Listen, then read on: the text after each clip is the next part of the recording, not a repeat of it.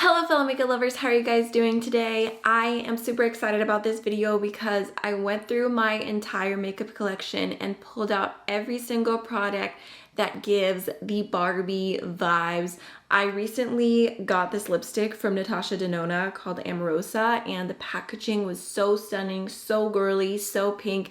And when I pulled it out, I was like, that is a lipstick that Barbie would have on her vanity.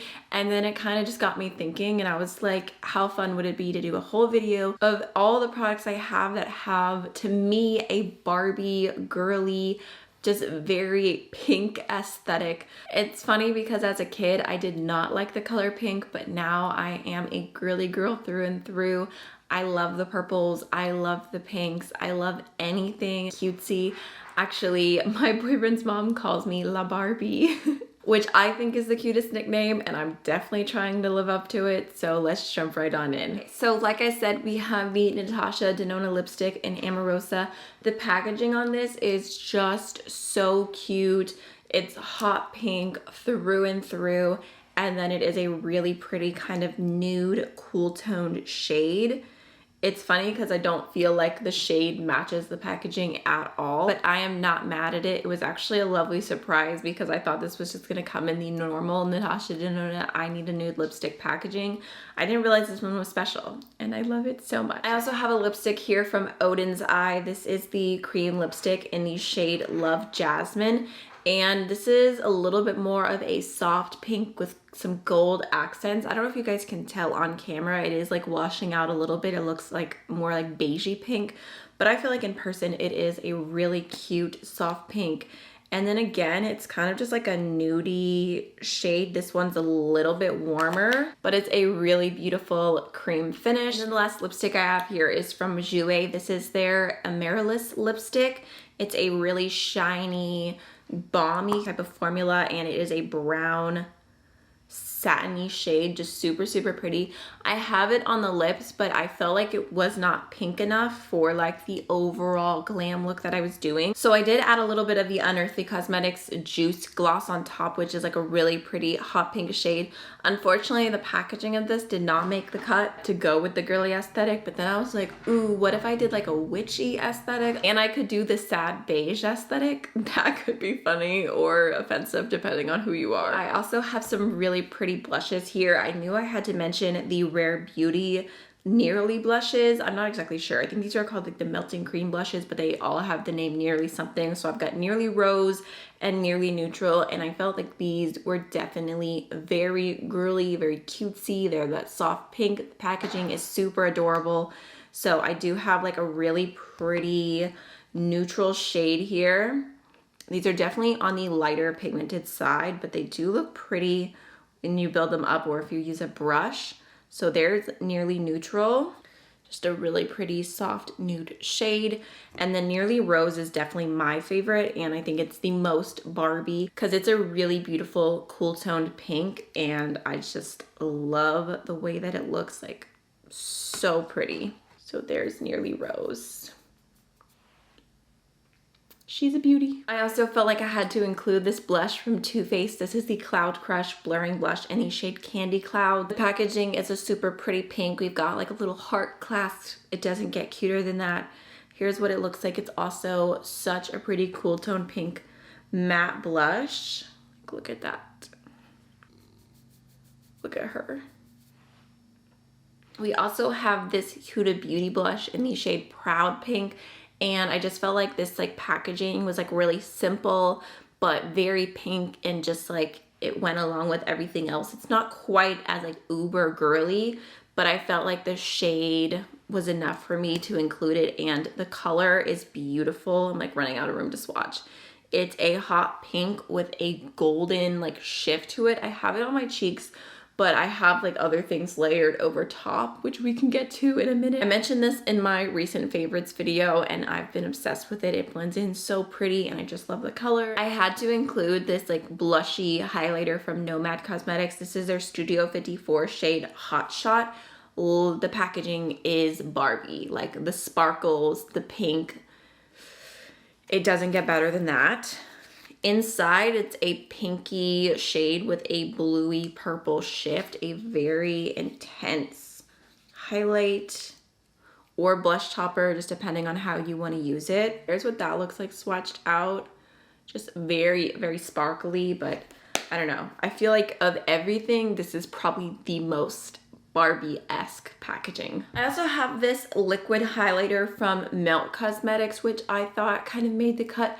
I wish the shade inside was a little bit more true pink. It does have like an orangey tone to it, but the cap is this beautiful baby pink. It's actually like so similar to my nails, and the name is not quite PG enough to be Barbie. It is Fetish Sex Foil Digital Liquid Highlighter. Barbie might be scandalized by this, but I'm just gonna go ahead and show you guys a little swatch. It's a really beautiful pink highlighter. I got it in a Melt mystery box. Look at how pretty that is. Like, look at that pinky glow. We stand. I also felt like I had to mention my Pawpaw sponge from Shop Miss A. It is just a super bright hot pink sponge and I love it. This is actually my dirty one here. I feel like if I lived in perfect Barbie land, like every single day when I went to do my makeup, like my sponge would already be clean and it would look like this. This sponge wouldn't exist. Next, I have this Kaja little eyeshadow stack in the shade Hella Azalea 05. Look how cute this is. So I feel like it's super girly, all these different tones of pink. The very first shade in here is like this shimmery baby pink. It's what I have all over my lid. I think it's so pretty. And then we've got a matte kind of like cherry-ish shade. And then lastly, there's like a really pretty like deep purple. I also have two different liners here that are very pretty pink options, but we've got two different ends of the spectrum. So there is the baby pink liner from LA Girl. It's actually what I have in my waterline right now, and it's just a very cute, soft pink liner. Baby pink, and it's actually very creamy, very pigmented for being such a light shade.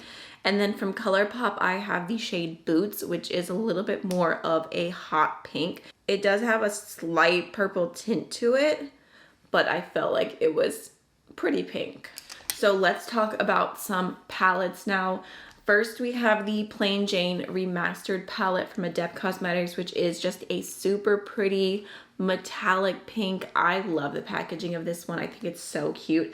Here's the inside. It is an absolute mess. This shade right here is a white, orange, pink multi-chrome, and there's also some green as well. But I would say mostly on the eyes you see that white to pink. So I put that on my inner corner and then also used it as my highlight today. I also pulled out the Natasha Denona Diamond and Blush palette in the shade Darya. This is discontinued unfortunately, but I feel like it was such a good deal for what it is. It is baby pink, and then inside there's a bunch of blush and highlighter, and it's super pretty. I use this shade right here, Glow, over top of the Proud Pink from Huda Beauty on my cheeks to add like a little bit more glow, a little bit more impact, and I think it's super pretty. I don't know that the inside is the most like Barbie-esque color scheme. We could definitely have something a little more pinky, but I just felt like the packaging was like simple and cute and just enough. And speaking of something very similar, also from Natasha Denona is the Love palette, which is a little bit more of like a mid-tone pink. And this one, I feel like it's more Barbie-esque all around. We have some really cute pinks happening in this palette. This is not my favorite Natasha Denona palette, but it was fun to pull back out and use it again to help create this look, and just, you know, it's a little shot my stash moment, appreciating what I already have, because I don't know if anyone else feels like this. All the Barbie everything is making me want to like just buy everything pink, and it's not like I didn't already feel like that, but now it's like even worse.